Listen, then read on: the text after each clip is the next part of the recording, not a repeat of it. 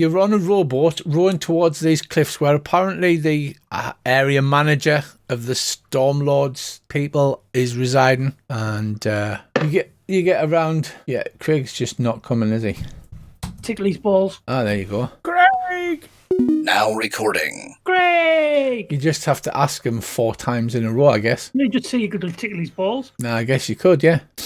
Right, so you're on this large rowboat, and the ship has docked, dropped anchor a mile from the cliffs. The Thunder Cliffs. Yeah, so basically you have to row yourselves ashore because the ship can't get any closer because of the coral and the rocks. Can the cat do it? Because she'll be good at sailing stuff. Well, the last thing that happens is you lower the longboat off the side of the ship. The new captain, who was the old purser, and she stands there and she says, "Captain, I really hope you get your rum and catnip habit under control, because this is only because you've become so erratic." Star pulls out a bottle of rum, bites off the cork and spits it into the sea. You don't know where she got this bottle of rum from. Downs it in one and burps, and then throws the rum over the side of the boat. And then as that happens, the purser shakes her head and the longboat is cut free, and you begin to row towards the cliffs. The sea is, as you get closer, gets very choppy, and something falls over in my house, and the wind starts to increase quite dramatically. As you get... Sorry, go ahead. It's almost like this isn't natural. Yeah, indeed. You get to half a mile away, and although the original plan was for the ship to wait up to 5 days to take you back home, the party treat the sailors with such disdain and intimidation that the ship up anchor and just sails away and leaves you there. So that could be a bit of a problem going forward. Tricky. Eh? Could be tricky. Yeah, that could certainly be a little bit of a smidge on the tricky side. So as you slowly row towards the shore, we Rab and Shash in the distance, coming from the shoreline towards you, you see 2 small black dots up in the air. Right. Okay. Point this out to everybody else. Aye. Well, they're bound to be great news. I do not like being in a boat. Ox do not float. Not entirely certain dwarves do either. As they draw closer, you see that there are 3 large flying shapes. Are they heading directly towards us, or parallel, or away, or? They are indeed heading directly towards you. Okay. Better get the short bow. Do you have that I suppose we don't know if they're not friendly, but... Just so happens, Shash, I'm wearing it. Wearing what? The pin of Talos. Ah, yay. Right, so are you just readying yourselves? Star stands upon on the prow with her foot up on the edge of the boat, hand raised up over her eyes, shielding her eyes from the sun as she stares towards them. You notice she's swaying backwards and forwards, a little more than you seem to be comfortable with. I'm not sure she can handle her nip. If she falls overboard, I'm not going after her. Right, so swooping in, you see 3, now that you get them within close quarters, 3 manticore. You recognise them from the manticore that you have previously met. They screech and they come in a diving fashion towards you. Can Rick shout out, "What ho, friends"? See if that helps them stop. Right, with a great cry, an almost animalistic screech. One of the manticore has gone missing already. I've dragged them over. Bizarre, isn't it? Right, yeah. So you shout "what ho," but these don't seem to be communicating the way that the other one that you know has, and they seem to be diving and angling in towards an attack as they come swooping in from quite a height down towards you like bullets. I'm now going to roll some initiative. Right. You can see them in the combat tracker. What do you gentlemen want to do? Because they're approaching from a fair distance away. It does look like, however, that they're planning on attacking you.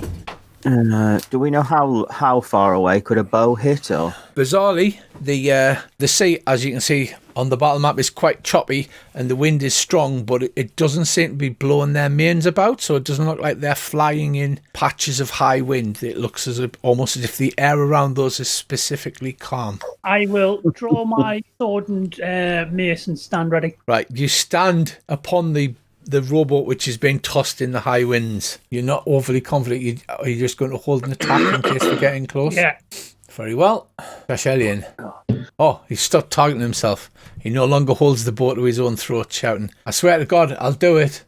Oh, mercy! Oh, Lordy! He means it! Please, God, he's going to kill the elf. Right, well, what are you doing, Dave? They're snarling ferociously and they look as if they're heading into attack. Their long tails covered in spikes are shaking and the spikes are extended like little flick knives. Right, there you go. You fire at the manticore, but it easily dodges out of the way as your arrows blunt the side in the strong winds. Yeah, I love that. True to form, Shashelian can't seem to hit the broadside of a barn. I was aiming for suppression fire, honest. Right, 2 arrows fly and miss. Is there anything you're doing with your bonus action? Are you casting any spells or anything? Yeah, I'll cast Hunter's Mark on the first one. On the one I'm aiming at. Very well. I'll call up your Hunter's Mark. Number 3, isn't it? That one. Right, the manticore shouts, Hunter's Mark? Oh, sorry, manticore number 3, the middle one. Right, you mark your target. Is that the end of your turn, Dave? Yeah. Right, it is the manticore's turn. Right, the 3 manticores, the tail spikes extend, and they shower the deck. They shower the deck of the longboat with spikes. So this is right. So the first one is going to target +3.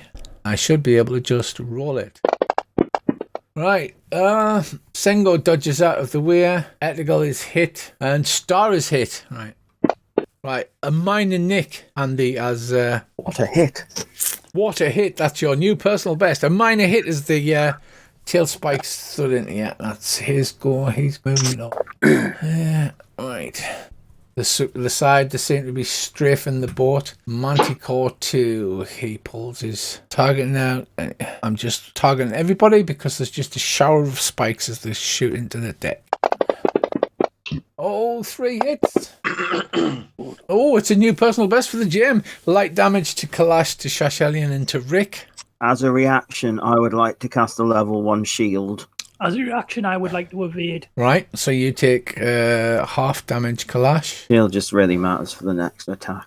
It doesn't affect this attack. No. However, I think you can now get me to roll a random d20, and if I get 20, you get to do weird stuff. Excellent, go for it. I'm all up for doing weird stuff on you. No, it's fine. I mean, it's fine for you. It's no fun for me.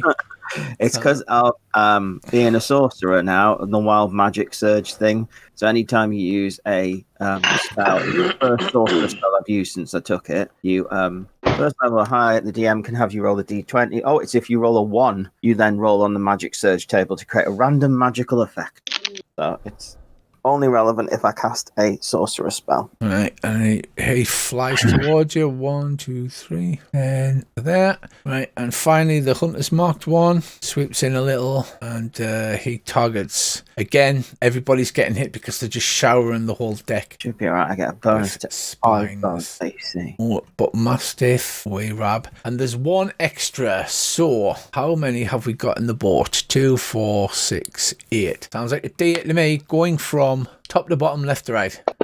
1, 2, 3, 4, 5, 6. Shash, you get an extra spike. You're the lucky one. Right. Right, we get a miss, blocked by armor, and the dog gets hit by a spike.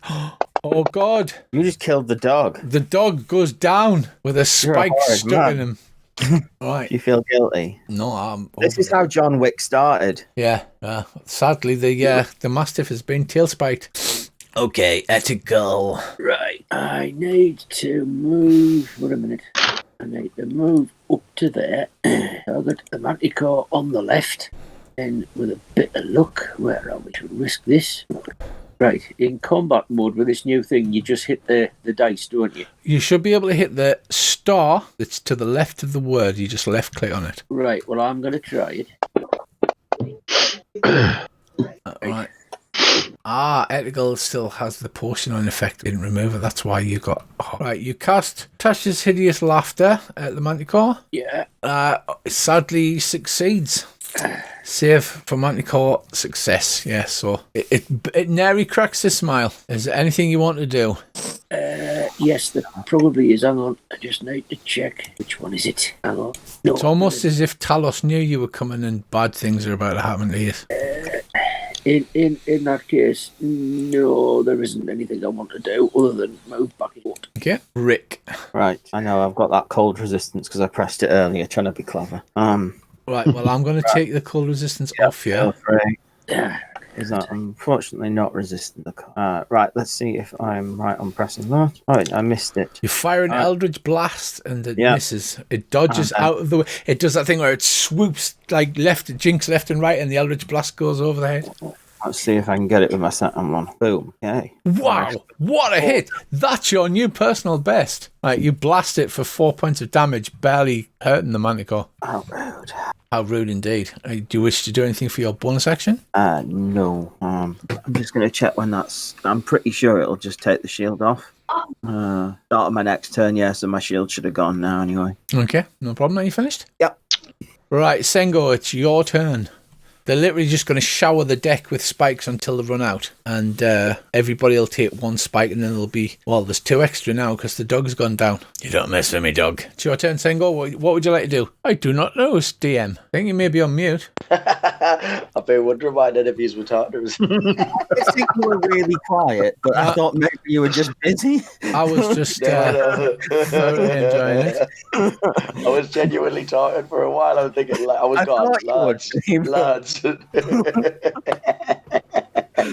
Sorry. Right. I can't see how far away these are. When I right click them, I'm just targeting them. So you just target it and then you mouse over it and it'll tell you how far away it is. Right, you're targeting Manticore 2. So if you mouse over Manticore 2, it should just put you're 40 feet away. There's usually a line. It just there is a line? Tells you. I can see it. It's 40 feet away. Oh, well, there's not. Right. 40 feet. Well, I'm within crossbow range. You are. So I shall crossbow this MF. Right, you whip your crossbow out. Let fly a quarrel loose. It hits. Ooh, that's wow, what a hit. A new personal best, right? Quite a nasty hit for the Manticore. It doesn't seem to hurt him much, though. It's lightly wounded. Just like a little fist pump. Like, yeah. Do you want to do anything for the rest of your turn? Oh, well, I'm on a boat, Richard. So I can't do anything else. Okay. Very well. End of turn. You're up. Oh, no one.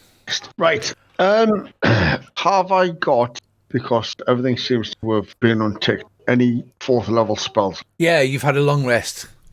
Okay, then. Target the one on the right, and I'm going to polymorph it into a snail. Okay. So it'll drop out of the air, into the water, sink, and then when it runs out of hit points, it'll be under the water, unable to fly, and drown.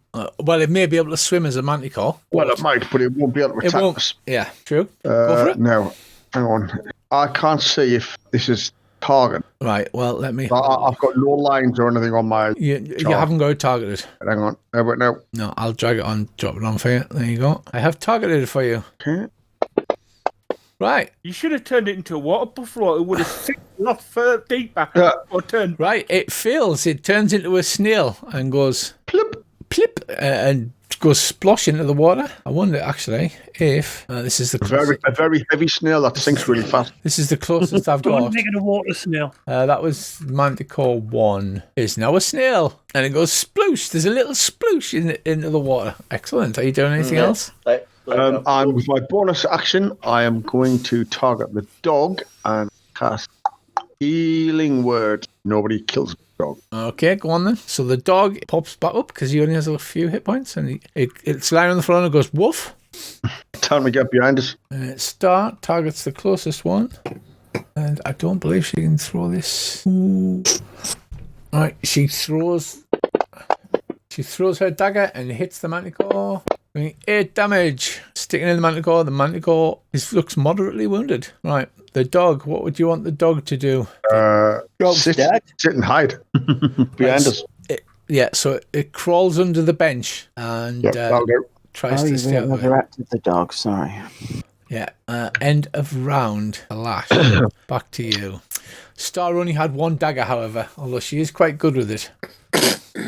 Back to you, Clash. I'll still hold me attacks. I've got no range. You've got no range at all. This could be kind of inconvenient. Never mind. Shashelian. I'll do 1 aimed and then normal. That's fine. Go ahead. Loose then, my friend. Loose. Right.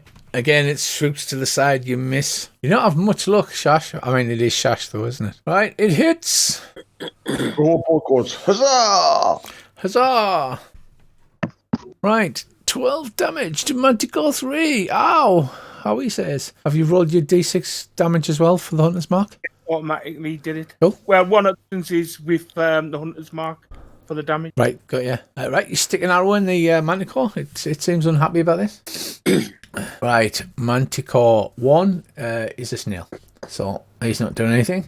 Manticore 2 flies around a little more. 4, 5. And then fires a bunch of tail spikes again. Alright, Shash dodges out the way. Kalash, it hits you. I would be evasive. You will be evasive. You take another 5 damage. I think they're trying to kill me. I think they're trying to kill everybody.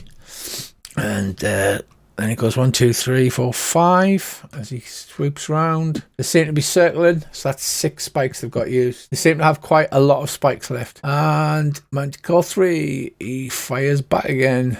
So Manticore 3 has no target. Right.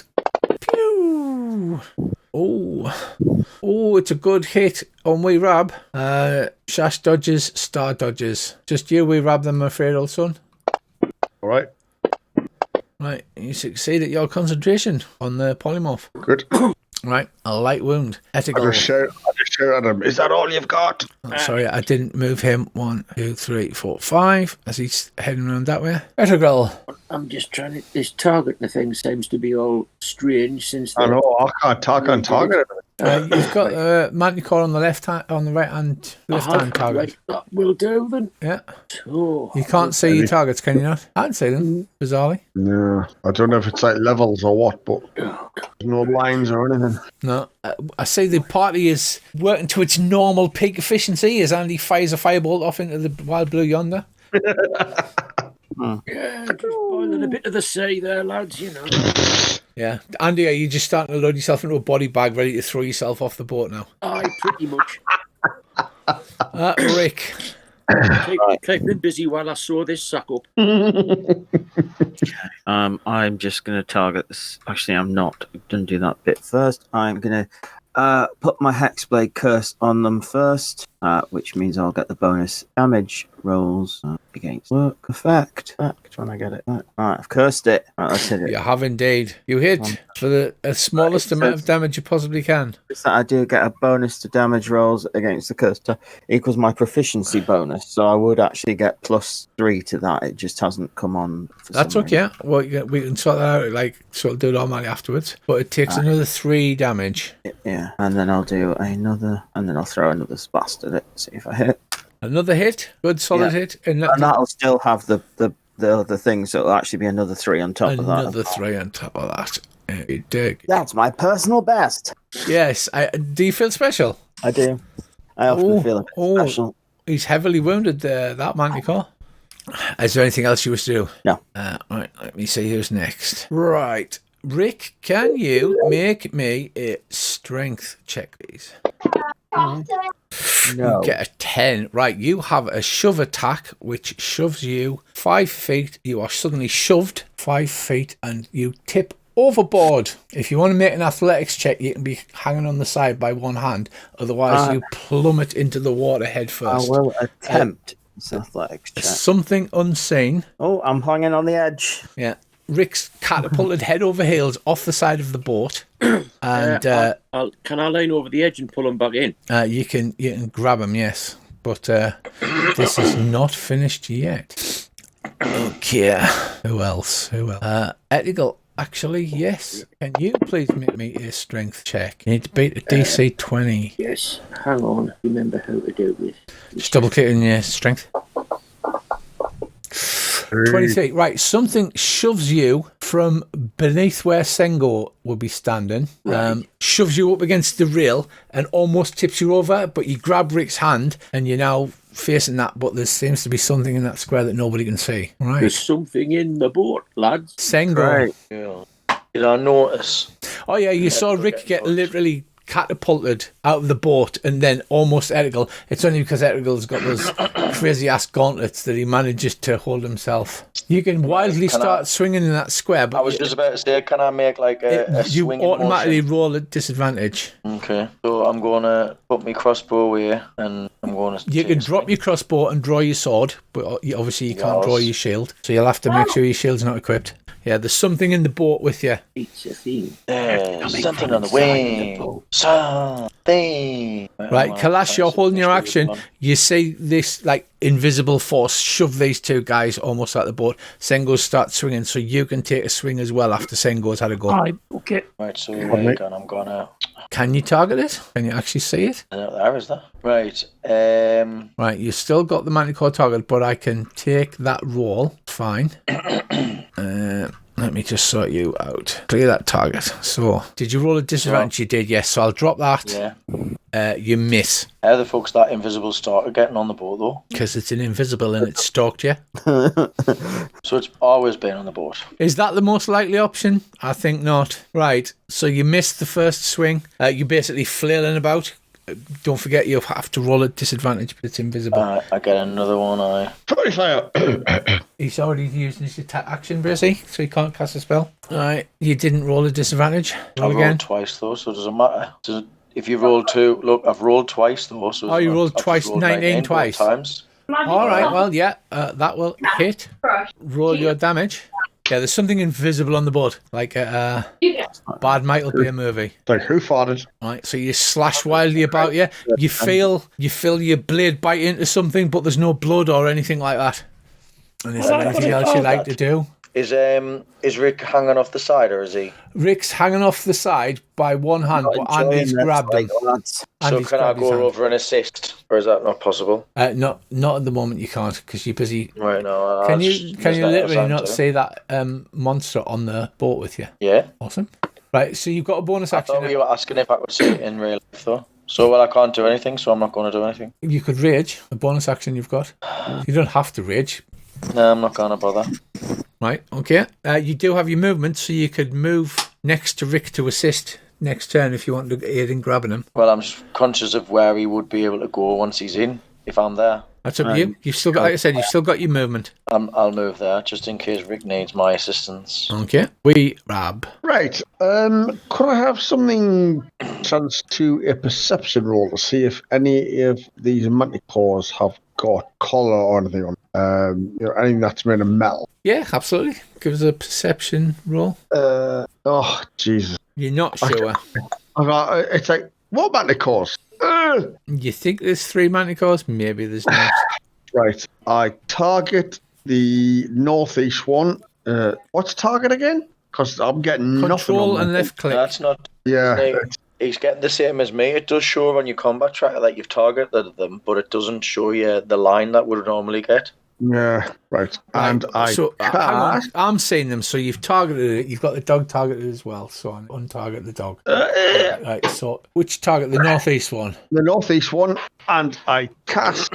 Right. So if I mouse over you, I see a line. So put your mouse over you. Do you see the target line? I can see the line when I'm mousing over me. Yeah. And if you mouse over the beast, what happens? Nothing. Nothing. So when you it must be a recent patch or something. So when you mouse over yourself, you can see the line. Right. Oh, no, I'm getting it now. Yeah, I cast It's mad that. It's actually Earthbind. working for us now. You cast Earthbind. Is that concentration? Yeah. Right. So you'll automatically cancel the polymorph on the other one. Yeah, I'm not bothered because it'll be quite a few Right. feet underwater. Roll that thing because it can't fly and it'll just sink into the water and then. Rich, I think I've worked it out. If you double click on your character, Bracy, and then if you target something, then the line appears. You get the bright circle around your character. Thanks, Craig. Right. Right. The Manticore sadly saves. Go. Right. You double click yourself, you get it. Yeah. Yeah. So what do you click to target? Right. You could control the same Control thing. left click. Control left click is the same. Do you have on your combat tracker, right, where if you click on the little bullseye target thing so that it opens up, do you have the little buttons, clear targets and drag onto new target? Not that I know of.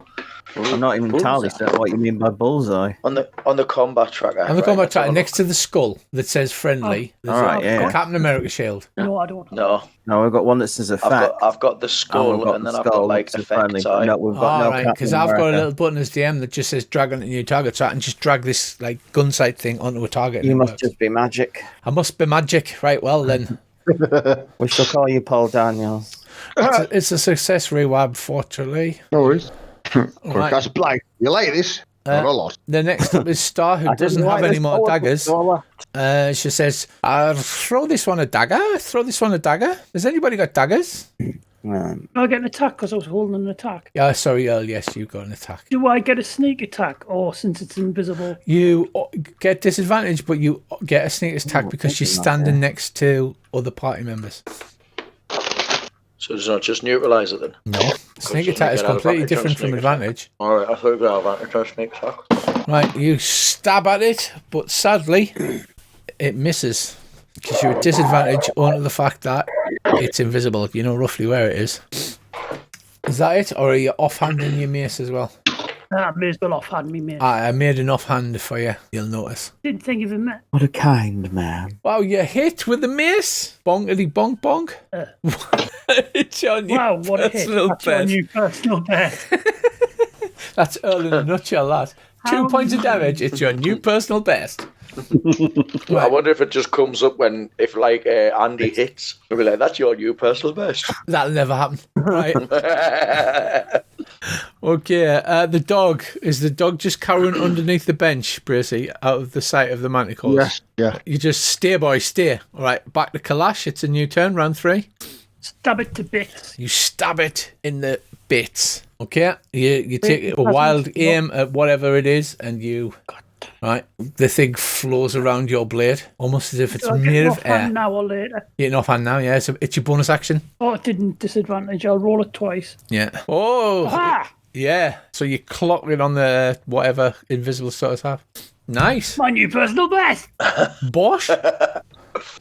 Right. The invisible starter, you are unsure as to how bad it is. Shashelian. There's something standing right next to you.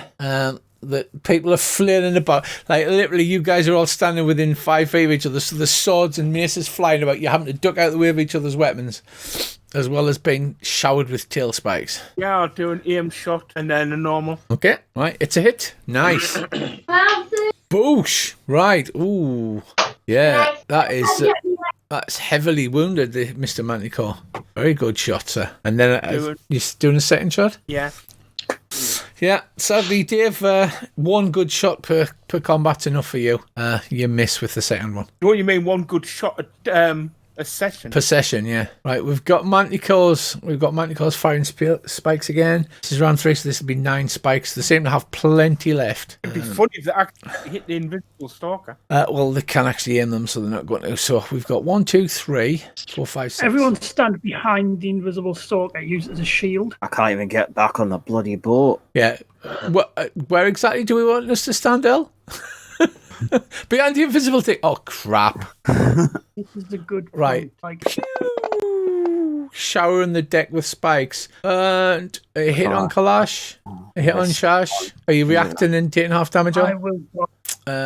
Okey-doke. Kalash, moderate damage. So you take 4 damage. So you're on 14. Shashelian takes 8. Excellent shot, Mr. Manticore. And he's going to go 1, 2, 3, 4, 5, 6, 7, 8 to here. Manticore 2, 5. Clear his targets and target the other 3. Are we ready? Are you ready? PC's ready. Manticore's ready. Yeah. Oh, ethical dodges. Rick hit. Sengo hit. Right, a minor nick. End of Manticore's turn. Manticore 3 is still a snail. Oh, that's good. Ethical, it's back to you. Surely 3 drowned. I suppose I'd better have a go at this invisible stalker thing. The invisible stalker goes, ow. How did you see me? How did you see me? Right, Andy, that is your attack action. With one hand, obviously, you've got hold of Rick with the other. Yeah. Can I drag him back in the boat? You are very strong, so I would say make a strength check DC 10, which is like as low as it can get. But you do have 19 strength, so... Yeah, pretty much. 11, yeah. Ethical, so... Rick. Ethical really lifts you up out of the water one-handed and dumps you in the only open space on the boat. There. Thank you. That's much appreciated. I'm a little bit too damp now. Right, Andy, apparently you've got to cast sneak attack on yourself first. Right. Look, you don't actually have to target yourself, but you just have to hit the effect, because according to your character sheet now, it's got unroll sneak attack damage 2d6. So the damage may be wrong, but Right, so hang figure on. that out. So just so as I know, because like I've got mine like a save. So before I attack, I've got to sneak attack myself and then roll the attack as normal. Yes, Right, in got theory. Got you. But you don't have to target yourself. You just have to hit the effect first. Right, I'm with you. Right, Rick. Right. Do we now know roughly where this invisible bugger is? Yes. Swing at it with me. Is it an axe? A hammer? Hammer these days. Oh no, I've got an axe and a hammer. I'll have me axe, and it looks like one dice so far. We'll see. No, it did it as 2, so it would only be one of those. So did you hit advantage though? I did hit advantage because of using this Tides of Chaos thing where I'd gain advantage. So I thought the advantage and the disadvantage would cancel each other out. It would cancel each other out. One single dice. It would, yes. I tell you what, just roll a d20. It should do that automatically, but it obviously hasn't. Roll a d20 and we'll manually add it. Yes, so you hit. Yeah, okay. It's 1d8 plus 4 slashing damage. 1d8 plus 4 slashing damage. 7 damage on the thing. Well, you've got it targeted, haven't you? You should just be able to roll your damage. Sorry, yeah. It's because I am. Hang on, you haven't got it targeted. I'll target it for you. There you go. That'll be why it didn't. Yeah, that'll be why. It's because I forgot I targeted the bloody manticore, hadn't I? Yeah. Right. Okay. Just roll your damage. Get to do that again, though. No, it's fine. We rolled. Just roll the damage. This is only like the run across the sea. Excellent. You slash it for 5 damage. I also no, let's ignore that. Yeah, I get to slash again now. But this will be at disadvantage. So this will go to 2 and disadvantage me, I think. It hates me. It hates me. It does, you're right. So do you miss? Yeah. That's my turn done. Right, it's Invisible Stalker time. Invisible Stalker goes, right. I'm gonna. Oh, look at all those people that have moved adjacent to the water. Right, Sengo, it uses a shove attack and tries to shove you out the boat. You need to be. Oh, it rolls a natural 1. You need to not roll a natural 1. What is it on what, Rich? On your strength. It shoves you. You feel an invisible force shove you in the chest, but you just stand there and you're like, huh. Unless you also roll a natural 1. Yeah, it's there's like a gentle bump into your chest. And then it swings out at Kalash, doing damage, I believe. Let's slam you. Right, it hits. Right, doing a moderate hit. Do you react? Oh, you can only react to damage you can see. Yeah. You didn't see it coming. It clocks you in the jaw. The evil bastard. Oh, it only gets 2 attacks. That's just shame. Right, next up we have Sengo. Right, I'm gonna swing wildly again. Is it disadvantage still? It should do it automatically because I've marked it as invisible. So you could, yes, but I'm sure nobody's got Fairy Fire. Okay, I have. Yeah. Which is literally made for... You can't, you've already attacked now. It's literally made for fighting invisible opponents. Can I not cast that as a bonus action? I believe it's an action to cast Fairy Fire. Yeah, Etrigil's got it as well. Yeah, but Etrigil hasn't cast it. Fairy Fire, casting time, 1 action. No. So you've already swung, unfortunately. You're just going to have to take another swing. You're a bastard, Richard George. You hit. You're a mean one. Hey, I didn't write this scenario, remember? And if you want to blame anyone, Craig paid for this scenario for us. So this is actually Craig's fault. Oh, wow. So, did you just turn my great goodwill gesture into something bad? I just turned the party against you, yeah. You bastard. I mean, we haven't even got to the Cliffs of Thunder yet where the boss fight is. Right, you actually swing about and you manage to hit it. Do you wish to do anything else? No, I sort of like look up in the air, right, at where I think the DM's looking and sort of like put 2 middle fingers up. Almost like, fuck you. The DM looks down and goes, "You want 2 invisible stalkers? Very well." Right, are you finished your bonus actions, etc.? I am finished. I'm going to go and get some water. All right. Are you pulling your shield out and equipping your shield? Right, Rob. The reason I haven't... the snail is floating on the top of the water because if it goes underwater and starts drowning, it'll turn back into a manticore. I'm actually being kind to you. So it's a very confused snail on top of the water at the moment because it's got a shell. It's got to be full of air. Rob, what would you like to do? Right, so that one turns back into a manticore. The snail is deceased. Not deceased, but that one turns back into a manticore, which is 1, but it's in the water. I'm going to make it have to do a difficult dex check to be able to take off again because it's in water. Can Manticore swim? Yeah, it's a big cat with wings, basically. Cats don't like water. It's not a very happy Manticore. And which one sinks into the water? Was that? Mr. Rab? 3. 3 is earth-binded. For some reason, it's... Oh, yeah, that's why, because it's the concentration. Right, your polymorph's gone. Your earthbind is on. But I don't have an earthbind. I have one, but it's for the fancy tokens. We have used Earthbind on that dragon. Yeah, I've got some fancy token effects to come, but at the moment it's all earthbinded. Look, woo, fancy effects, we love it.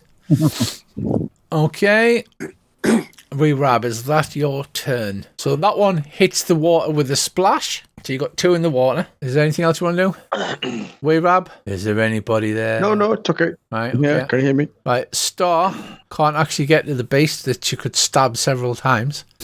And she hasn't got a reach weapon, so she's standing there ready to... Actually, no, you know what? She leaps up on the rail of the ship. She's the crazy one, remember? And... Yes. She runs along the rail of the ship, like balancing on her tiptoes on the rail of the ship, getting a dex check. She's a 9 and falls off into the water. She was obviously quite drunk. She makes another dex check and manages to hold on with her left hand. Excellent work. The dog hides. New round, Kalash. I will stab it. Do I need to hit? No, it should do it automatically because I've made it invisible now. Even though it's got invisible effect, automatically I've dragged the effect. Oh, he's critted it. You can do your sneak attack. Oh, look at all of the damages. And I'll smash it in the smashers with me smasher. Partially resisted. Rude. Partially resisted. Yeah, Earl's got the magic mace. It's doing full damage, but unfortunately the dagger's not magical.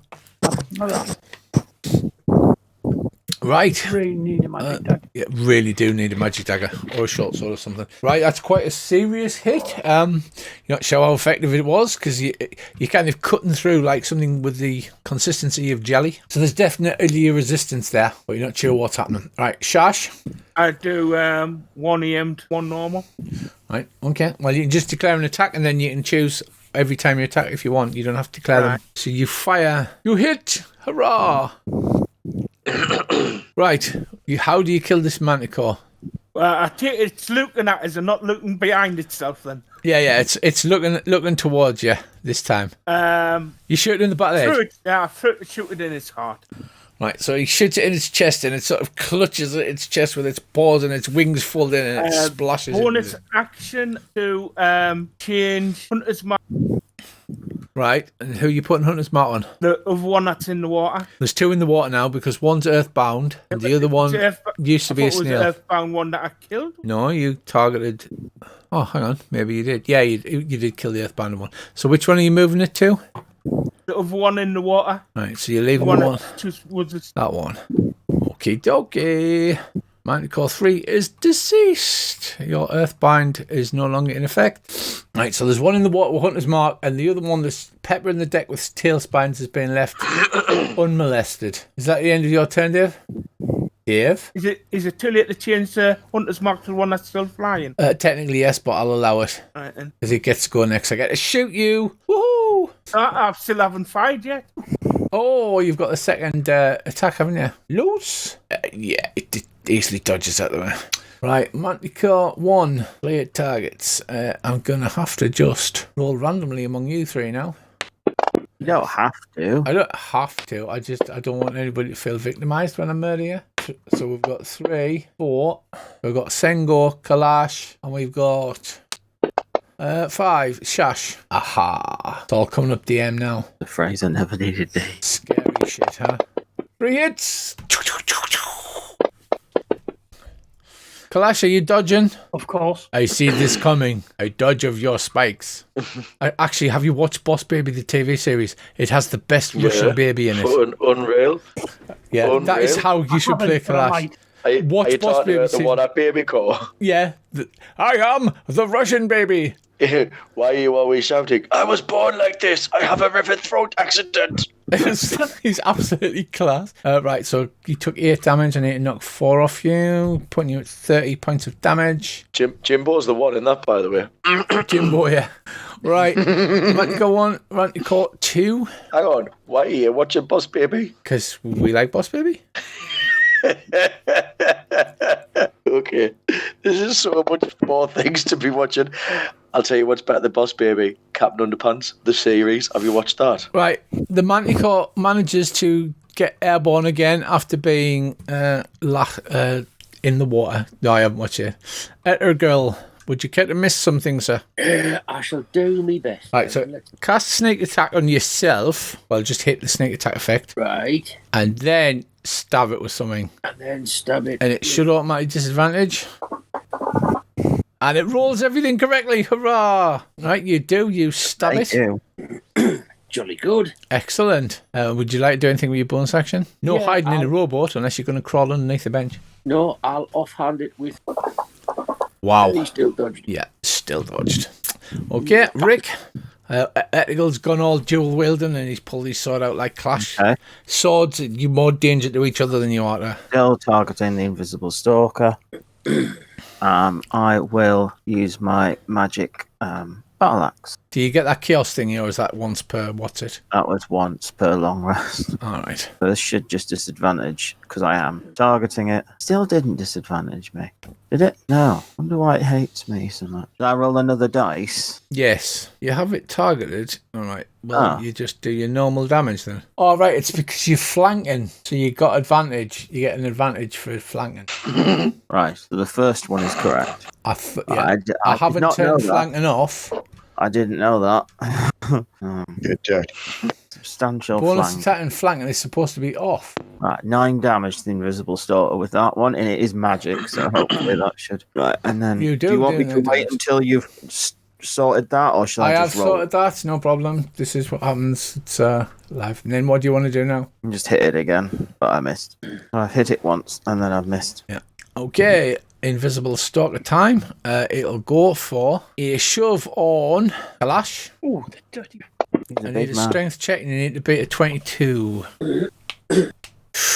Right, you go backwards 5 feet and land in the drink. Well, if you want to drop your weapon in the boat, you can. Otherwise, you'll to attempt to catch the side of the boat. Otherwise, you'll be plummet into the water. I'll drop my mace in the boat, grab the side with my hand, and start pulling myself out. Okay, make an athletics check.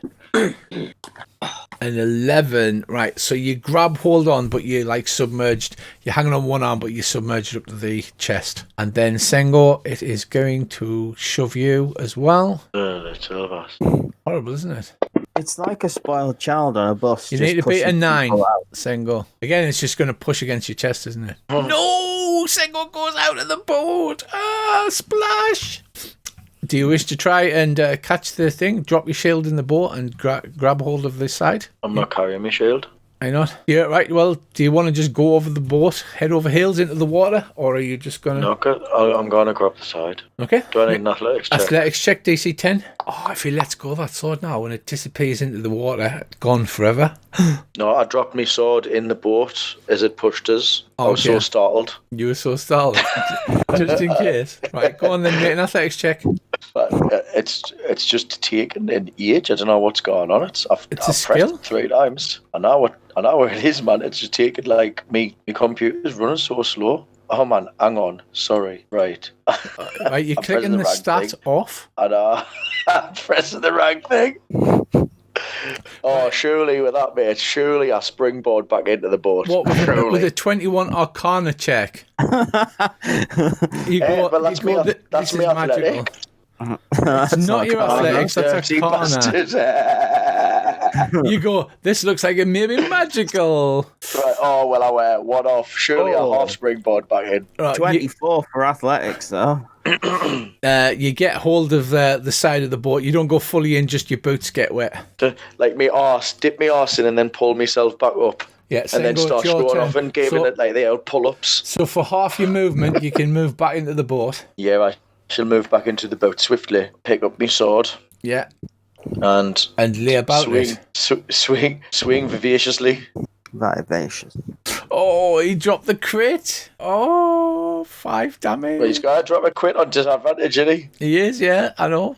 Oh, come on. You can do it. Cut his fucking head off. You can do it. 2 cuts. Yeah, the thing is hurt. You think? I suspect this thing is being hurt. We're up. Right, your spells are all off, so you don't have any concentration spells. What do you want to do? I will whip out my sling and take a pot shot. So equip the sling, and then you should be able to make a roll. One thinks. Go. Maybe not. Yeah. Is there anything you'd like to do in your bonus action? Yeah. Okay. Right. Star, looking embarrassed, clambers back up on the side of the boat, and then takes there's a flurry of attacks with a rapier, which is the first one hits, and the second one also hits. So she cuts through the air, balancing on her tippy toes on the edge of the boat. That's her turn. Mastiff, dog boy. Right, Kalash, you're hanging on the side of the boat. I will pull myself back into the boat. Okay, you're deeper in, so you need to make a DC 10 athletics check to pull yourself in. Because Greg had his massive 24 athletics. Yeah, no problem. You pull yourself in the boat, grabbing your mace on the way past, no doubt. Yeah, it's bonking time. It's bonking time. Go ahead, bonk away. Son of a bitch. Bugger. Right, you wave frantically about and accomplish exactly 0. Well done. You'll be able to tell your kids about the time that you fought an invisible stalker. Shashilian. 2 attacks on Hunter's Mark 1. Okay, you fire. Loose those arrows, sir. That one damaged? That one damaged? Yeah, I'll get the prayer. It is, yes. It's quite heavily damaged. Right, an arrow sticks in it, doing quite a lot of damage to it. It looks critically wounded. And the next one. What's the next one? Misses. I didn't roll 2 there. Disadvantage because you have a monster in melee range fighting. See? Ranged in melee, brackets disadvantage. Right, so that is your turn. Manticore 1. Right, 15. Doesn't manage to get himself airborne this turn. Perhaps next turn. Manticore 2. Critically wounded. Flies away as fast as possible. 7, 8, 9, 10. He's making a fly for it. Weirdly, they've only got 2 targets when I get back to them. That was the world's shittest roll. Okay.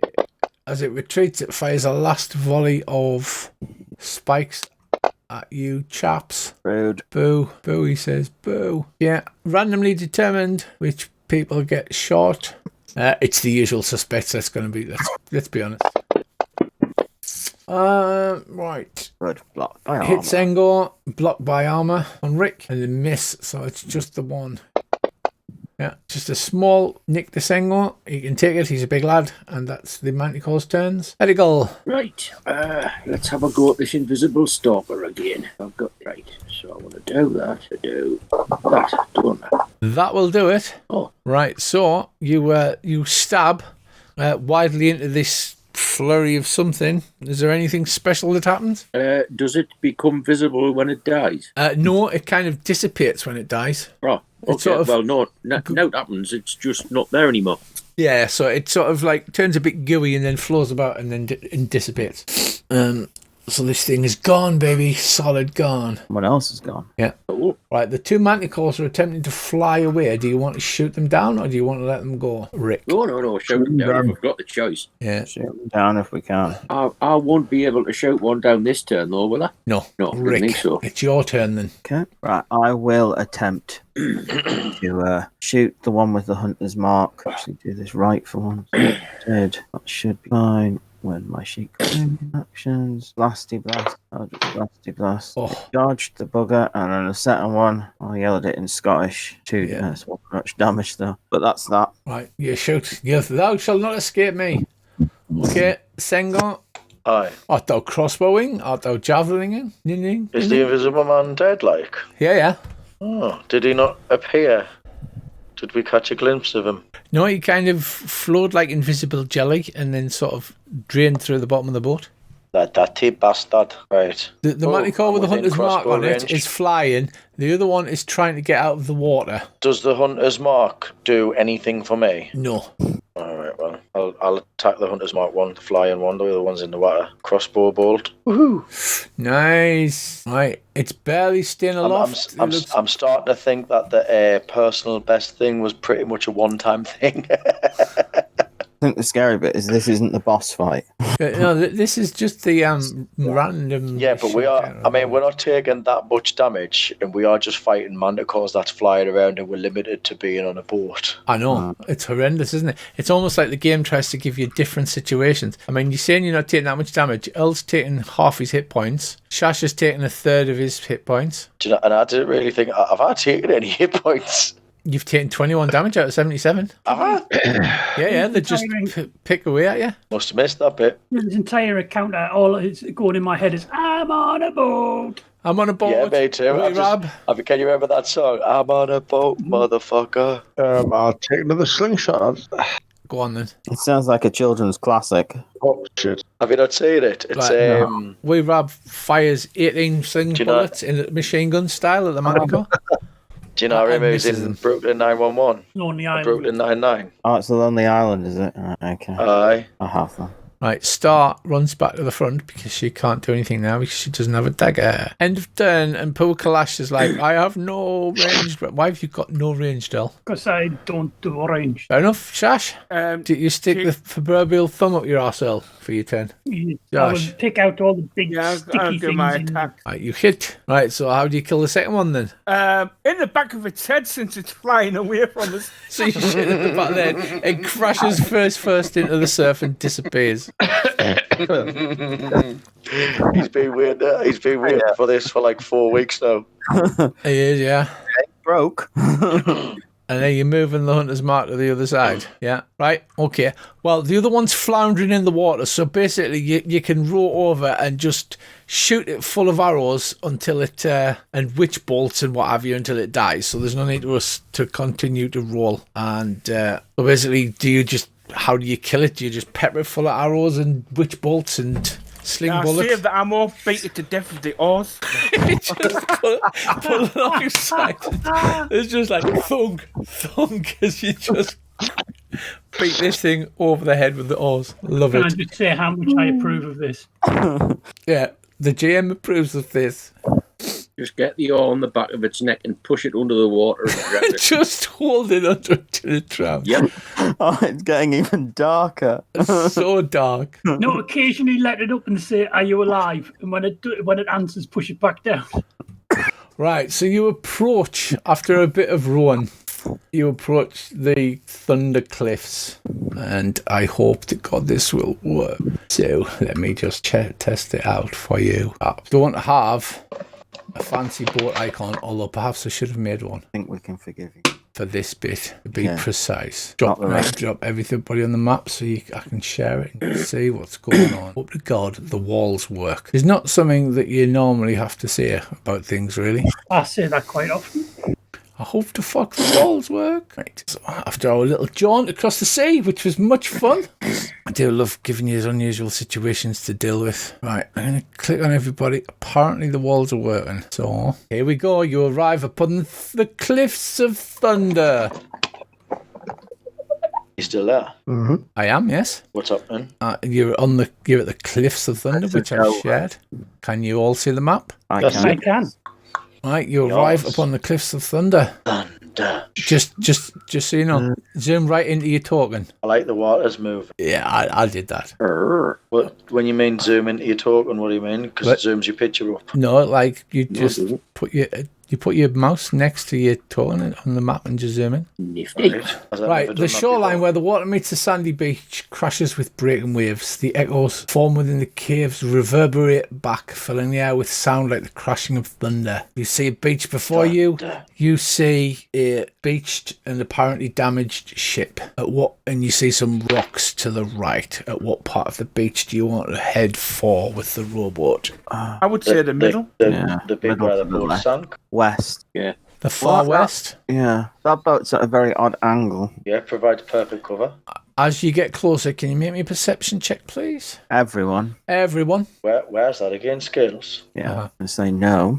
Rick, as perceptive as ever. This is 1, 2. Ooh, double snake eyes. We Rab, Kalash. You see somebody apparently carrying something off in the distance from the boat and heading up that slope to the right of the boat. You see that little arrow? It looks like somebody's unloaded something off the broken boat and then took it up that little slope. If you head to that direction, they may spot you. Can I take a potion of healing while we're rowing in? So are you still planning on heading to the middle, or are you going to head to the west like you initially said? You've definitely seen some movement up that beach towards that end. Probably worth going to the middle then, I would have thought. But it depends what people think. Yeah, let's go to the middle so they don't see us. No, they will see you probably if you go to the middle. If you go to the west, they probably won't see you. Go west then. Yeah, I suppose we should be a little bit more subtle. Subtlety's my second name. There goes Sengo's potion of great healing. Let's delete that one. Yeah, gone. Like I say, don't use the healing kits, use the potions off. Right, so I'm pretty sure I've used that potion of great healing before. Did I buy another one? It's gone now, so it's cool. Right, so we're moving you to the shoreline here. You row the boat ashore, saying, "Go row the boat ashore, hallelujah." And you pull the boat up onto the sandy beach at the very edge of the ocean. Andy, your token keeps going invisible to me, and I'm the DMs. Right, Shash and we Rab. You've seen Etigal jump off the boat and start to drag it with his enormous strength onto the beach. Just behind him, maybe a foot behind him, you see the gleam of a silver wire running across the beach. And as you look carefully, it looks like there's a crisscrossing of tripwires running up and down the length of the beach. Scream at him to stop. You scream at him to stop. As in, stop. I'll stop. Well, okay, I better roll some perception checks. Right, you stop and he points out this crisscross of wires running all up and down the beach. Can I examine them and see what they do? Are they like tripwires or sound? Yeah, make an investigation check. An 8. You suspect that there may be some kind of an alarm. I don't cut them, but could I make a path in them by, like, wrapping them around little sticks, tying them off, and then cut them that way, like make it so that we can make a path through them without cutting them and setting them. Yeah. Rick, can you make me an Arcana check, please? No. Right, Earl, a DC 15 sleight of hand check would allow you to do that. You'd be able to widen the wires around stakes and then like stake a path out. Will my thieves' tools help me at this? Luckily, the sound of crashing waves, as evidenced in the previous thing, masked the sound of you shouting out at the top of your lungs, "Etigal, stop!" You know, when there's possible enemy cultists or whatever over on them boats. Excuse me, are you a cultist? Excuse me, are you a cultist? Would your thieves' tool help? Yes, Earl, I'm going to say yes, because it is a tripwire. So you can roll thieves' tools, DC 15. 21. Earl does indeed. He carefully puts posts into the ground and then winds the way around, thus making a path. Whereabouts would you want to be heading? I think into that cave straight to the north, not the one going left, the one straight up from us. Etrico, could you use a healing kit on us, please? Yeah, of course I can. Where are you? Hang on, you're there. We're a bit. So if I... Do I have a DM's map? Oh, I do. Get in. It's all right, lads. I know where we're going now. Right, Etigal should be able to just target people and run bandages up and down your legs kind of thing. Yep. Like a bandage pervert. All right. Is that all you're doing before you push on? Can I detect magic? You can detect magic. You cast detect magic and these wires radiate some kind of magic, as if they're a fusion between physical traps and magical alarms. What doth thou want to do now that you've rendered these wires safe? Well, I think we should head up that. I'm just going to move my guy to show you where I'm aiming, like up this way. Right, that is actually not a cave entrance. That is a tunnel entrance some 25 feet up in the rock face. So you can see where the brown like height thing is around it. That means the tunnel entrance is some distance. You could probably climb up there if you wanted, or the tunnel to your immediate north is just a entrance into a sandy cave. We should stash the boat over here in this left corner and disguise it with sand. Disguise it with sand. That's all you got. Yeah, I left me camo net in the house. Oh, I found out how to make Fancy Grounds unhappy. When you search for a totem, don't just type a single letter. It goes, everything's got a letter in. All right, so you stash the boat over here, yeah? Thus represented by the B. Yes. Yes. Yeah, I think I've done bad things to Fancy Ground and now have a permanent letter B on me cursor. And then what do you chaps want to do? Well, I will sneak up there and peer into the darkness. I will move up slightly, right? But not through the trap wires. You peer into the darkness, and there is the sandy beach runs deep into the rocks. There's a set of rough stone steps leading up to the right, and there appears to be the entrance to a tunnel open to the left. Is my detect magic still on? Is there anything closer to us other than these wires that I'm already detecting? Oh, I have to draw tokens and things, don't I? This is not fun at all. It's 30 feet, yeah? No, there's nothing closer than 30 feet. Thank you. Right, so you see several footprints in the sand, everywhere of human feet. There's I don't know what you can see. There's a slope leading up to the right. A sandy tunnel leads ahead. You can just see a fraction of water at the far end of that tunnel, and a narrow tunnel leads to the left. Right, I will creep in and look down the left one. Okay, so you pay down the left-hand tunnel, L. The tunnel goes more or less straight west and then curves around. You see just at the very edge of your vision, a rock bridge runs overhead over the tunnel, and it looks like there may be an opening in the either side of the bridge that runs overhead of the tunnel. What about the rest of you? I think we should possibly follow, but cautious. I'll move up towards it now. Yeah, I'm going to follow the buoys. Right, the crashing of the rocks and the waves and the howling of wind is basically drowning out most of the sounds around this area. You stand in the corridor and contemplate your navels. Right, I'll press around this way and have a look. I'll listen. Can I hear any voices apart from anything apart from waves and wind? It's very hard to hear anything, but you can certainly have a perception roll. A 23. There is the sound of what may be water crashing through a narrow hole. You know, that sound of whoosh, like that. That goes in time with the waves outside. So you're creeping down the corridor, Il, and looking at the bridge. I'm hoping you can you only see a corridor on a bridge? Yeah, I'm going to creep down under the bridge. Right, so you get under the bridge, you see ahead of you a pool of water, and on the other side of the pool of water is apparently a cavern opening. You just see at the corner of your vision, or maybe the end of a bed. You guys, there are several torches spread out along the corridor so that obviously you don't need to worry about dark vision or anything like that. Is there any sonic tracks or footprints or anything? Everywhere. It looks like this bit of sand, the darky brown colour is sand. It looks like this bit of sand's walked quite frequently. You wish to do. You've got the ledge above you. The bridge overhead. You would maybe have to stand on somebody's shoulders to reach up there. Okay, let's move up. Put these torches out. Because if anybody does jump us, they'll be at a disadvantage. What we could do is go back round and go up this way, see where that leads. Yeah, I'll back up and head out to here and have a look down here. Right, you see a long pool of gently undulating water, as if drawn by an amazing GM, stretches the entire length of the cave, and there is a raised section that may be a cave mouth further around, but you'd have to swim round to see.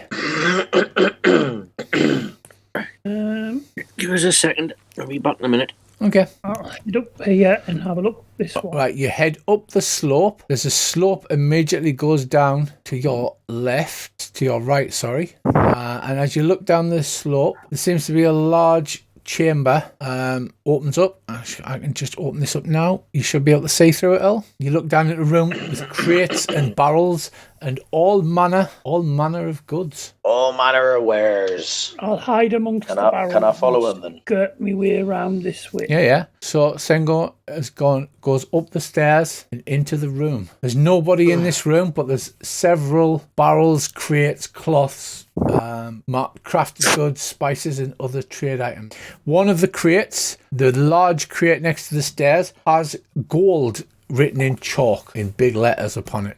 Rick's going to move to the bottom of those stairs. And Darren, you detect magic on that crate. Oh. Yeah, I'll point out. Yeah, it's magic. Well, you detect magic, and then as you move up into the room...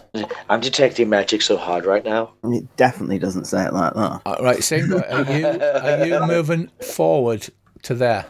To me? You've moved forward into the other opening. Oh, right, sorry. No, I was just going to be like in the middle of the room. I only moved to let Josh in. Is there any way I could I roll Arcana to see if I think it is a magical trap? You certainly could. I cannot. Definitely not magical, that. Well, no, because I rolled animal handling. Oh, it's definitely not an animal. But actually, from a 0, I might think it is.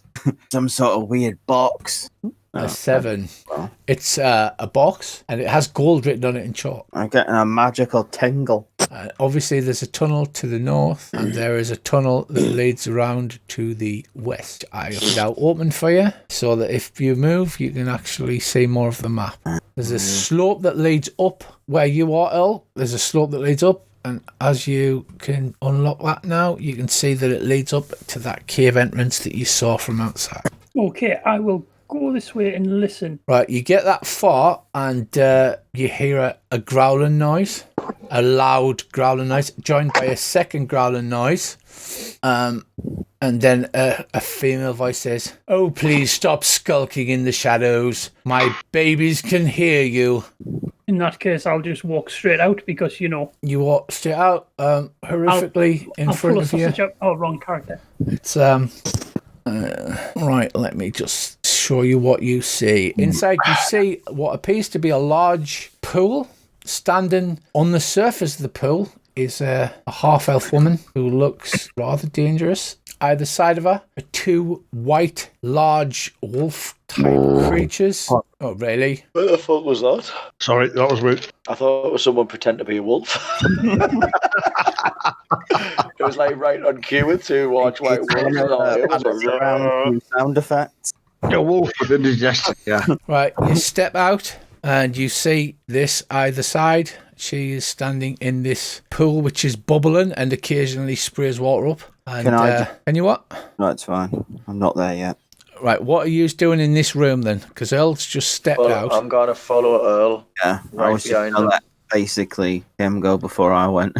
And she just says, "Kill them, babies." Oh. And that is rather rude. Right, can I rage? You can rage. I know, I'm just rolling initiative because obviously Earl was there first, and then everybody was looking at the crate, and then everybody all of a sudden has just miraculously turned around and ran into the room. Is what it looks like to me. All blank, man. Right, so Rick, were you looking at the crate? I had been looking at the crate, yeah.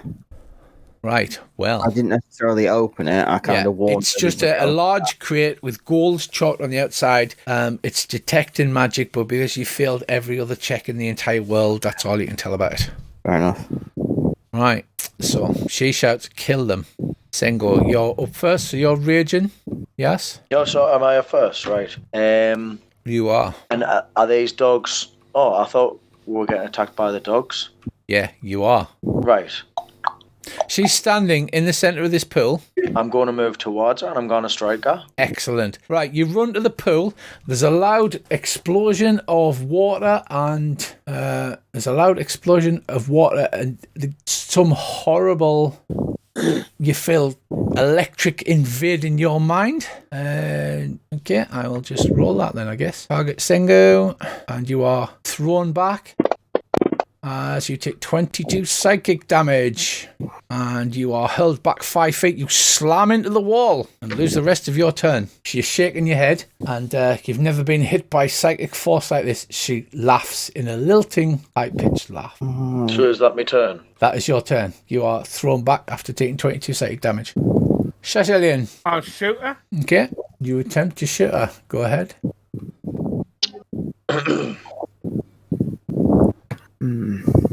Right, so you shoot. He shoots, he scores. Hang on. I have got so many windows open. Right. You shoot it doing a modest amount of damage. Are you finished now? Yeah. Excellent. Well, no, I'll count. I put Hunter's mark on her. Very well. See. She looks up the big arrow pointing above her head and she laughs. Right. Next up is the pool, which is already blue. Right. So she goes. She holds forth her hand and says, Talos, take you. She targets Gadriel. Gadriel, yes. Right. Bounce. Oh, we Rab as well. Right. Lightning arcs from her fingertips. She casts a lightning bolt down the corridor. I will dodge like a motherfucker. Kalash, you succeed. And the rest of you... And the bolt bounces around the corner and it hits you as well, Rewab. Bam! Heavy damage. Hell. Critical damage to it. Right, that's one of our spells. Right. Lightning bolt blasts down the corridor at you. You take heavy damage. And she has her movement now, so she will go 1, 2, 3, 4, 5, 6 round the corner. Bloody hell. And that is her turn. We Rab. Where did you go left or right? She stepped to her left. We Rab. I will Shit yourself? Yeah, quite possibly. I'll move over there slightly and I will cast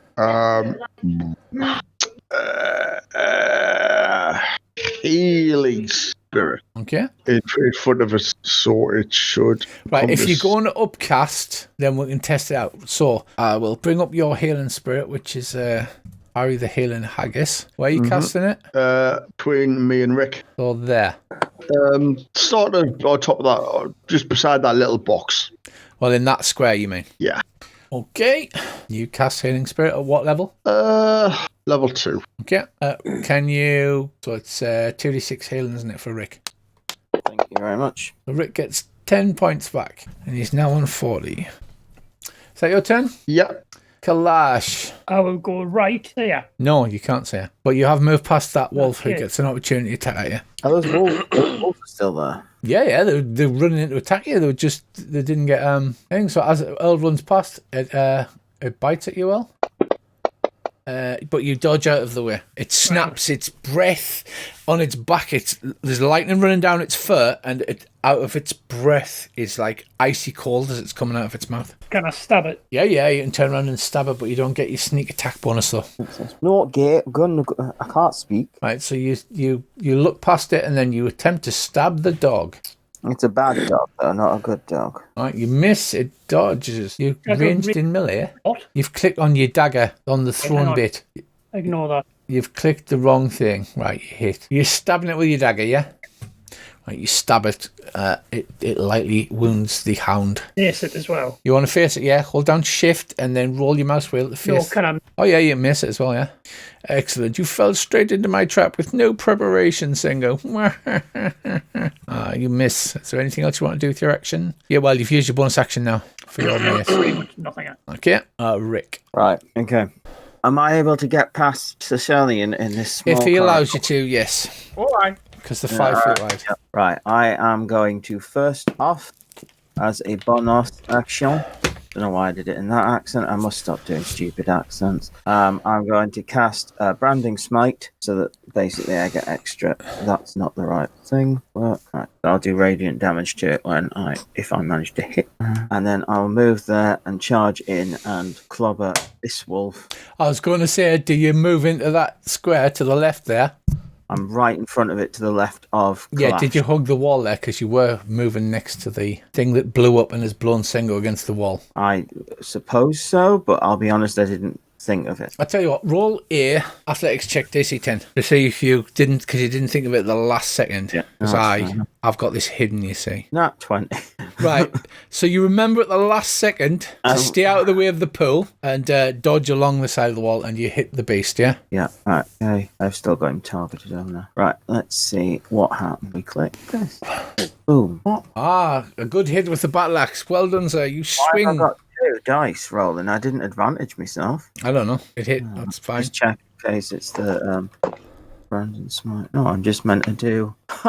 I'm not going to point out that this spell is really good if the target's invisible. I didn't know that. Oh, right, because you've got Gadriel targeted as well. Right, so I thought I got rid of that. So you've hit Tooth and Claw. Right, yep. So I'll just do and it's 2d6. It is. 2d6 extra radiant damage, which becomes visible if it's invisible. Almost like we were. Now you know it's here. I'm going to be kind to you this. It's that. 17 damage to it. Right, you take a mighty swing at the beast. New personal best. It looks lightly injured. I know it's heavily injured now. Yay. Is that your turn, Rick? It is, yep. I've charged, I've done blasting. If thou dost run into the hazard. Oh, it's not my turn. Sorry, I got another attack. Apologies. I forgot about that. Then take a second swing. Gosh, never mind. Ignore me. Right. Bolstered by your earlier success, you're like, I've got another attack. Oh, bollocks, missed. Yeah. I'll just shut up, okay? Right. Well, dog. What do you order the dog to do, Rab? Stay beside me. Okay. The dog stays beside you. Star leaps nimbly on her toes, runs through that. So she's totally healed because she's only got 5 damage. And she's got a move of 30. So she's just in front of Sengo there. To be honest. Oh, yeah, she's light-footed, so she can take a dash or disengage action as a bonus action. So for a bonus action, she will dash, and then she'll run up to this wolf and then stab it, except I've just moved the haggis. So the haggis runs over and he's like, I see you, Jimmy. Right, so she runs along there, gets to there, and stabs this wolf twice. She would attack 3 times, but she hasn't got a dagger anymore. Right, 2 quick cuts, and the wolf is bloodied. Edigal. You've just seen this lightning bolt come pissing down the corridor. Yeah, is that haggis still knocking about? The haggis is, yes. It's there, isn't it, Brizzy? Yeah. I can't see it. You should be able to see it.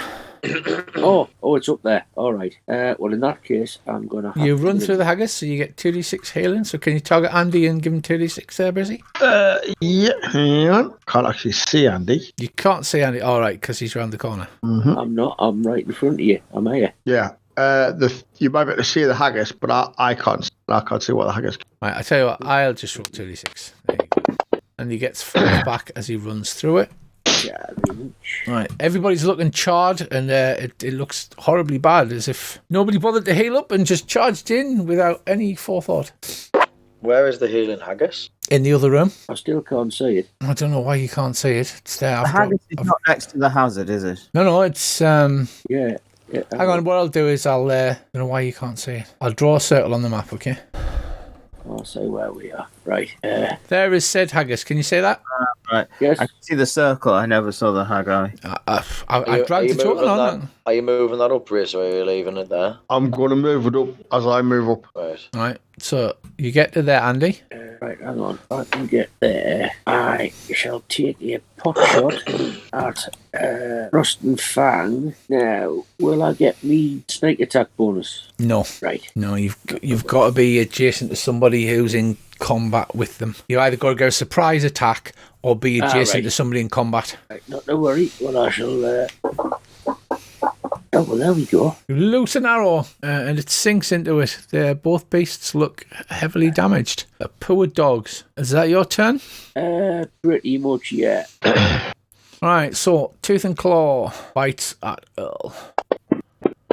It's... Oh, I found a mistake one second. I need to change this. You will do what, Earl? Be evasive. You will be evasive, right. So it does bite damage plus freezing damage. So that's only 8 damage, however, but then it breathes its breath weapon all over you and Rick. Definitely be evasive. So I will put 52 hit points of damage. Right, so Clash is on 52 damage. Yeah. And I need to go back to Tooth and Claw. Gets his breath weapon, so I need to target Rick as well. Freezing. Oh, shit. Sorry about this, lads. I did it. Right. It failed. No, my DC failed. Oh, I'm dying. Yeah. Both As is Kalash and Rick go down under the breath of the dog. Right, you've both got broken ribs. Okay. This because you went to 0 hit points. So I'm an orc, so I can only go down to 1. you can So you go down, but you do the Hulk Hogan thing. You know what you do? You raise the hand up and you're like, "Roar!" So yeah. So you go down to 1 L. Ah, yeah, skin cheese. 58. Right. So you don't have broken ribs, sadly. Just Rick. Right, that's the end of that one's turn. Next we have Frosten Fang, who is attacking. You're lucky they couldn't get together because they've got pack tactics as well. Right, Frosten Fang. And bites Star. Okay. He hits, does 17 damage to Star. And for some reason it's cleared the target. And then he breathes all over her. All over her. Fails. Right, Star is heavily injured as she staggers about covered in frost, like that robot at the end of Terminator 2. Sengo, you regain your senses after being thrown backwards by the pool. It's almost as if this was the end of scenario bad guy, and rather than healing up and making sure everybody was ready to go, you all just charged in. Excellent. Sengo, it's your turn. You are still raging, however. You've seen Rick go down like a bag of shit. Kalash is... I'm not sure I like that, Frank. Staggering. I'm going to move towards Frost. What's it called? Frosten Fang. Like keeping it, so it's like clinging to the wall and keeping away from the hazard. Yeah, so you can move to there, but it's fine. And then just attack it. Cut loose. I don't have my shield at the moment, so I'm going to do a 200 strike. I think I'm going to go for a mighty strike. I believe in you. I believe in me too, Richard. If you could kill something, that'd be useful. Oh, it's a hit. 17 damage. The creature goes, I'm going to do... and it's critically injured. Is it actually critically injured? Yeah. You can mouse over its little button. It's critically injured. I'm going to do it. I'm going to do a normal both-handed strike. Yeah, hits. Right, and how do you kill Frosten Fang? Apparently that's the deadliest thing I've put down in my adventuring career. I would refer it to the last two bad guys that I've critted. No, it goes on your CR, so this is a higher CR than the other things you've done. What? Oh, well, I should still put it back to my former glory. So what do you do? I'm just going to cleave it right in its forehead. Right, you strike it and it slam its jaw into the ground and it drops dead. And I have, let's see how much movement I've got left. I've only moved one square. 1, 2, 3, 4, 5. Can I go back between Rick and Kalash or not? You can step over Rick, he's dead on the ground. Right, I'm going to go around there, avoiding the hazard, and I'm going to stand where Rick is, standing over Rick. To there. That's the extent of my movement, and I have one strike left, and I'm going to go for... I'm feeling lucky, Richard. I believe in you. I believe in me too, Richard. Not this time, I don't.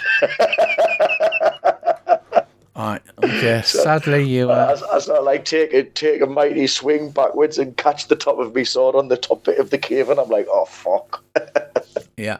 Is that your turn finished? That will be my turn finished, Richard. Okay, Shashelian. Right. Half hit points, looking badly wounded. Right, Richard, you need to untarget Gadriel first, because I can't see it untargeted. Okay, and I'll do that.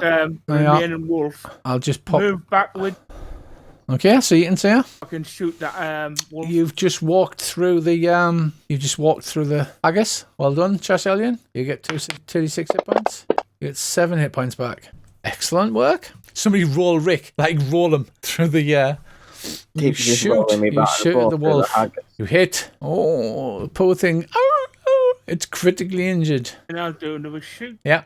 I don't have any sympathy for this stupid dog wolf. And for my bonus action, I'll summon a healing spirit and put it on top of Dandor and Rick. Can you roll the heals for these 3 people in, please?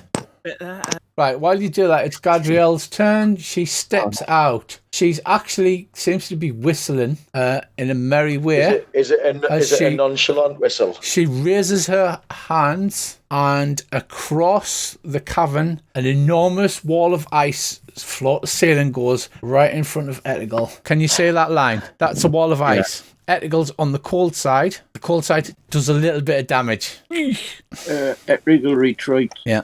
You can, however, use your reaction to take half damage, Andy. Yeah, I'll do that. Right, we'll do the save versus Constitution for you first. You succeed, so you only take 39 damage. Oh, that's not too bad.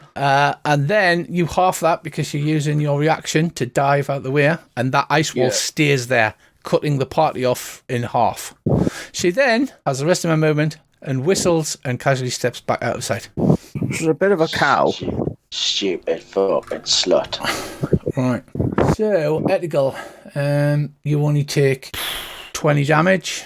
Yeah. So, Rich, does that mean we're trapped? Because we can't walk past this ice fire and we're trapped by the hazard as well, aren't we, surely? Or is that not? So we're just stuck right there where we are. We can't go around and try and fight Galadriel or whatever she's called. Well, Yeah. we're gonna have Yeah, and you cut off from the healers. And he's dived back and went shagging hell after luckily making his save. Fuck me, it's chilly up there. Is Earl still there? He hasn't said anything for a long time. I'm here. Earl's just reflecting on what a bastard I am, aren't you, Earl? I was going to say, it's the most quiet I've ever heard you, Earl. Right, we Rob, what you doing? You step round the corner. You see Eggle, you see a friggin' get ice wall in front of you. Right. If I move the healing room, will Davey get another heal if the shroom moves out of him? Or is that the same as Dave moving into it, kind of? It'll tell you in the description. It'll say if a creature moves through it or it begins its turn or something like that. It'll tell you. Don't worry about me. Right, well. I'm going to start I'm hacking away at die this in ice the end wall. anyway. There's not a lot I can do to break this wall, though. An ice wall. Yeah. Fire. Yeah, you've got nothing you could break an ice wall with. Yeah, apart A from wall an of fire. iron spike and heat metal. Well, I could moonbeam it. And everybody's going, wall of fire. I could moonbeam it. Wall of fire. I could moonbeam it, though. Wait a minute. Wait a minute. Would Firebolt help? Because it's a cantrip, so it's not like using up a spell slot. It's a 6th level spell, Wall of Ice, Andy. You go pew with your little thing and it goes and fizzles out. Like a damn squeal. Yeah. So what The thing is, I can't move wall of fire, but if I can move moonbeam it, I can burn a hole through it from the top. That's completely up to you. You can actually, I'll let you know, you can actually break through an ice wall, but nobody knows what will happen. But it is something that can be broken through. Spell. Rick does know it's a high level spell. Yeah. Like 6th level, which is badass. And if she's throwing around 6th level spells. Yeah, I need a 16 to get rid of it. I will have to drop my healer and I will start moonbeaming this wall. Okay, you drop your healer. Fine. Poof. Right. So moonbeam the wall. Roll your 2d6 damage. Right. It does absolutely nothing. Nothing. It fizzles a bit on the wall. You didn't roll well enough. He pretty much did tell you that it wouldn't do now, mate. Yeah, but I've only got one level 4 spell left, and I ain't going to waste it. Right. Burn through It's the wall. melted a little bit away from the wall, but it's just sort of... But would it be a waste if that's like absolutely blocking the whole party from being together? Because we've got me nearly dead and them two dead. It's fine. You'll do just fine. About alive now, just about. Right, is that your action then? You're going to keep the moonbeam on that section of wall in front of you? Yeah. Okay. Kalash on 1 hit point. Right. Sorry. On 2 hit points. I'm on Hey. 1 hit point. I will step here. Oh no, that thing's still alive, isn't it? You can attack that and you'll have a bonus. Yeah, you get your I'll- stealth attack bonus for attacking it in melee. I am going to stab it and throw my bag of ball bearings into the corridor where she appeared from last. Okay. Make a attack, and then that's your. I'll count that as your bonus action. Right. You stab it, but it doesn't penetrate its fur. Make an athletics roll to throw the ball bearings. Wow. Okay, you get it exactly where you want it. I want the bag to break and spread Like them all there. that corridor. Yeah. Yeah, because of the 24. Can we get like the Scooby-Doo sound effect if she does step on Yeah. them? Like, whoop, whoop, whoop, whoop, whoop, whoop. And that's your turn, yeah? Yeah. Rick, on 1 hit point, my old son. What's that 5 in the middle like, Rich? That is a healing spirit that Dave managed to drop on you before he died. Oh, Rick, you get a D6 hit points. Dave, can you give Rick a D6 hit points? Because he's starting his turn and Clash at D6 hit points. Can I just roll a d6 and you can add it? Yeah, whatever you like. 2 for Kalash. You feel the healing spirit of the barmaid rush through you. You've got 4 hit What's points she out. serving me? Half a lager. And what did Rick I've get? got another turn. Rick's got 63 wounds out of 66. So you got 3 hit points now, Rick. Got about this spell. You do have broken ribs, though, because you went down, which is not good. What's that? Is that on physical stuff? Yeah, it's just a note. It lasts until you get a long rest. And Right. Sengo has taken 20 wounds. Is that Tooth and Claw still around as well? Oh, yeah. So I can't really cast. If I cast a spell, does it get like an attack of opportunity? No. Only if Is you that move away from it. I play too many games sometimes. Right. I can attempt to dispel this magic of the ice wall. I'd need to roll a 16 or higher to be able to do it. So it's a bit of a look. Go for it. Go for it. Okay, we'll go for it then. So yeah, he's going to try and cast Dispel Magic on the ice wall. For each spell of 4th level or higher on the target, make an ability check using your spellcasting ability. The DC equals 10 plus the spell's level. So what is my spellcasting ability? Charisma. So it would be +2 to whatever I roll, isn't it? That makes sense, doesn't it? Oh, I don't want to roll. I'm scared. Oh. Well, it just fizzles. It's nothing even. Yeah. I would imagine that the magic would go off to it, and then it would go, nah, you're not having that. It actually says that the ice ball. Your spell turns around and says, "Do what?" Yeah. It's no point, mate. Well, are you finished then? Is there anything you want to do for a bonus action or any other kind of disappointment you want to inflict upon yourself? There is a bonus action I can do because I have quite a lot of those first level spell slots. I will use a shield. Oh, no, I can't because I have to do it as a reaction. I'm an idiot, so I won't be doing a shield. No, it's your go. Or somebody else. In the shins and you could react to that. Yeah. I'll probably lose my last 2 hit points for that. Mastiff. Dog. He said keep next to you. So. Yeah. There's no way you can get through past the wall, though, is there? I'll just keep beside until we can get through the wall. Okay. Right. Star charges and runs across the ball bearings. What happens when she runs across the ball bearings, Al? I have no idea. I've never used them. She's a cat. She's nimble as out. She has got nimble things. She's got light-footed and she's got suave defense. Suave defense is great. When a swashbuckler is wielding light or no armor, its AC includes its charisma modifier. So the more charismatic she is, she's like, "You cannot hit me!" DC 10 Dex of all corn. Has she always been French? She is now. She's like DC 10 Dex. And falls prone. This is good. Oh.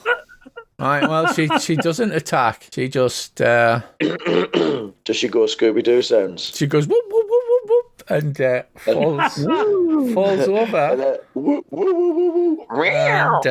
And I think I have an effect for prone. And something real bad's about to happen to her. I haven't decided what yet, but something incredibly bad is going to happen. She's now at the prone of the feet of the evil boss of the scenario. Oh, Lord. Prone. Yeah, there you go. Ethical. I'm going to come... You've stepped back out of the way of that fucking cold wall. Yep. And I'm going to sit on this crate and I'm going to target myself and apply my healing kit. Okay. I thought you were going to sort of like whip out a banjo and play a little ditty there, like when you said, "I'm going to sit on this thing." Right. Is that your turn? Pretty much, yep. Okay. Right. Something's bad's about to happen because I'm going to go on to Tooth and Claw. And if on a 5 or 6 and a D6, which is automatically rolled, his breath weapon refreshes. Ooh. So he doesn't have a breath weapon. Possibly useful, but I suspect he's still not terrible. He's not. He's going to target Sengo. Of course he is. And he's going to bite at you. Well, the other two are... Sorry, Rick's prone on the floor. Did you stand up? Yes. He's got broken ribs. Yeah. I stood up and tried to cast that spell and it just... He hits you, Sengo. You partially resist, but take some damage as his horrible teeth snap down upon you. Yeah. That's his turn. I thought he had 2 bites. Eh? He had 2 bites last time, didn't he? When he attacked. No, he had a bite and a frost breath. Oh. But his frost breath didn't recharge. Right. I mean, luckily, I feel really bad here, but I'm going to do my best to kill you as this is the boss. I'm going to see if I can dispatch this canine. There's a good chance here I'm going to wipe this out. I'm going to go for a mighty strike. Go on, mighty strike that. Locked. Double-handed strike. That must be a hit. Yeah. Then another double-handed strike. Ah, you bastard. Are you raging, like? Out of the way. Yeah, he's totally raging. He's critically injured. Right, and... Who's critically injured? Me? Tooth and Claw. Right, Sengo, you get another 2 points back because Dave's healing spirit's still on top of you. That is 27. It's good to know. Why is Etrical speaking in other languages? He's shouting in Gnomish, that's why. He's shouting, I betray you, I'll sell you all, and... right. What's that? Just said? Big wood? It's come... What the Shush, Alien. I don't know, for some reason you're speaking in You need to do something amazing, Shash, because Gadriel's up next. She might deal with that cat. Sure, whether there's anything I can do. Because I can't fire an arrow. Shoot the wall in the back of the head. Is there any gaps in this Nope. ice wall? It's it's frozen, floor to ceiling, wall to wall. It looks like where Wee Rab has been moonbeaming it, it's slowly melting away. It does have an AC and hit points. All right then, so I'll do aim shot at it. Will I get an advantage because it's not moving? I don't see why not. It's a wall. It's almost 10 o'clock as well, guys. 15 will hit. Roll your damage. He's attacking the dog. He's attacking. It doesn't matter. Just need to know what the hit roll is. Oh, Dave, man, you're right. He has attacked the dog because he's an idiot. You were right. I was wrong. So the dog's only got 3 hit points left, the bastard. Yeah, and you didn't finish it off, so now it's just like... No. I'm now completely regretting that 2-handed mighty strike. Right, so you've hit and did 25 damage. Right, so you smash a hole through the wall, a 5-foot hole, okay? However, in between, I just need to check the wording of this. That is a very impressive arrow hit on ice, like I have to say. Where you've broken through the wall, I believe there is freezing cold air. Check upon this spell. Right, you've destroyed a 10-foot sheet of it there, and leaves behind a sheet of frigid air in the space the wall occupied. Right, I shall take my portion of coal as a bonus action. Taking a portion is a full action. All right, then I'll wait. Okay, so there is now a gap, but there's a sheet of frigid air hanging there for this burn. Are you finished your turn, Dave? Yeah. All right. Gadriel is going to just... eat everybody's face. She's got Star to play with. Yeah. She has. Could be our only reprieve. I did say cannon fodder. Oh, a star. Yes. Collateral damage of the party. Right, she casts a spell and an enormous hand of shimmering translucent force appears next to her. And it punches... No, it doesn't. It grabs Star and it tries to throw it into the pool. So, I need a strength check from that. Which is, okay. She needs to be a 24 or it shoves her into the pool. Fucking poor Star. Oh, nat 20. Right, so she's shoved back a little bit, but just teeters on the edge of the pool. And for the first time, you hear Gadriel curse in Elven. However, you do see now this gigantic friggin' hand. Like Raven off Teen Titans Go. Yeah, this massive hand just appeared behind Star. That's a bit of a waste of a turn for her. Damn it. Yeah, we Rab. He's trying to bring the party and he's upset about that. See Gadriel from where I am. Can you see her? It's got line of sight on. No, then no, you can't. Oh, right. Okay, then. If I move 1 square to there, will I be in effect of that wall of air? It says moving through it, so if you went 1 square forward, you'd be all right. Yeah. But it feels icy cold. It's burning on your cheek. It's so cold. I will whip the moonbeam through the pool and onto 2 things. Okay. Roll the 2d6 damage then. Unless you roll double ones, it's going to die. So just roll 2d6. Right with that. The pool dog combusts and dies. Horrible death. Excellent. Rick, have you not got any healing spells? Me? No. And so that was your bonus action. What do you like to do now? Nothing. I would just stay there. Okay. Kalash. Right. 5 hit points. 4 hit points. I don't have another healing potion, do I? No. Well, in that case, I will go over there and... I bet you, hide. Quite sadly, in the party inventory that nobody claimed are 2 potions of greater healing and a potion of healing. But they just sat in the party inventory. That's where I got my extra potion of greater healing from. Do you know when I thought I'd used it? There was 3, wasn't there? And I took 1. You just drag it out of the party thing. Who's carrying them? Nobody at the moment. It's at the party. So, I'll say just give us a look roll, Earl. On a 10 or more and a D20, you've got one of the potions of greater healing. I'll drink the bugger. You drink the bastard. I'll dig it out the party fund that's in my pocket. It's 4d4 plus 4 hit points. So I just roll 4d4, yeah? Yeah, just roll 44. There is a thing for potions in that, but I don't want to mess about it now. You know you can just right-click and pick 4 dice up, don't you? 4, 8. 17. Yeah, 17 plus 4. Is that including the plus 4? Yeah, 17. That was quick math, that. That was quick math. Well, he is dying, so it's kind I play 40k, mate. Marking that dice up. Excellent. So you're hiding. Go on, make yourself check. If that hand had just punched her, it would have killed her. But I just wanted to show off and throw her into the hazard so she explodes with psychic damage. Like her head explodes like Scanner. An 18. Well done. Okay, that's the end of your turn. Rick. Can I take a potion of superior healing? Right, that's a good heal. That is a good heal. And that means that's gone. And you get a D6 off the spirit. So there's 32 wounds. Looking better. You're on half hit points, Rick. Aye, not so bad. I can't see her because I can't physically see her. That's right. That's a bonus action. I will move. No, I won't actually move at the moment because then Sengo can't move anywhere. Right, I'll leave it there. Okay. All right then. So we have dog. Are you sending the dog in or anything? No. No. I'm going to hold the dog with me. Right. Star goes mad and attacks the giant hand. Rolling the wrong dice, so that was bad. Disadvantage hits. I need to work out how much damage she does. So she does 10. Double 20s. Look at that, boys. Wow. She is awesome. Right, with a flurry of blows, she stabs this hand and it disappears in a poof of magic, I believe. Let me see how many hit points this thing has. Oh, no, actually, no, it's got a shit ton of hit points. Right, but however, she does hurt it, so that's good. And then she jumps up. She jumps upright, like does that spring thing, you know, from her feet, and then rolls a DC 10 and falls back down. Sorry. Etigal, you're last to go in the round. I'm going to move to there and hide. Nice and easy with a bit of luck. There you go. I'll open that up so you can view it. Right, so that's the end of the round. We'll call it for tonight.